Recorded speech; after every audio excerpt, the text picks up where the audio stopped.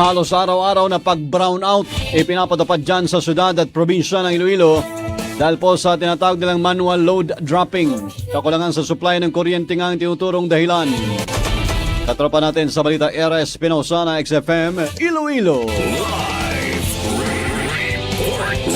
Halos araw-araw na ang ginagawang manual load dropping ng mga power distribution utilities sa syudad at probinsya ng Iloilo na nagre-resulta ng malawakan at mahabang brownout. Ito ang kasunod ng 3 buwan na ring halos araw-araw na pag-release ng grid alerts sa Visayas ng National Grid Corporation of the Philippines ayon kay Mr. Regan Alcantara ng NGCP. Ipinahayag ni Alcantara na ito'y dahil sa ang mga malalaking planta sa Visayas ang nagpa sa ilalim sa unscheduled shutdown, dinagdagan pa ng mga base load power plants kung saan nasa 500 hanggang 700 megawatts araw-araw ang deficit sa supply ng kuryente sa Visayas grid. Hindi sapat ang pinuproduce na kuryente ng mga planta sa Visayas sa pag-supply at ang tanging inaasahang tulong lamang ay ang excess mula sa Luzon at Mindanao. Ngunit nakaraang araw nang hindi nakakuha ng karagdagang supply sa Mindanao ang Visayas grid dahil ipinasa ilalim umano sa preventive maintenance ang mga malalaking planta sa lugar at hindi naging sapat ang nakuhang karagdagang supply sa Luzon. Dahil dito, tinatayang nasa 4 na oras ang naeksperiensyang brownout ng mga residente ng syudad kasunod ng manual load dropping ng More Electric and Power Corporation. Dagdag ni Alcantara na hindi lang diferensya sa kapasidad ng submarine cables sa pag-transmit ng kuryente mula Luzon ang kanilang hinaharap na problema, kundi ang overall energy approach. Samantala, hindi rin makapagbigay ng sapat ng supply ng kuryente sa panayang 2 power plants sa Iloilo dahil kino-consider din ang seguridad ng buong Visayas grid. Nananawagan sa ngayon ng mga residente sa syudad at probinsya na agad solusyonan ng NGCP ang nasabing problema. Napagalamang kahapon at ngayong araw ay ipinasa ilalim sa yellow at red alert status ang Visayas grid.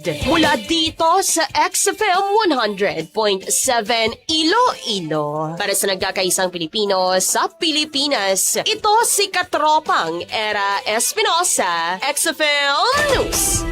Sampound Plus Gold, mapalit sa mga butika sa inyong lugar.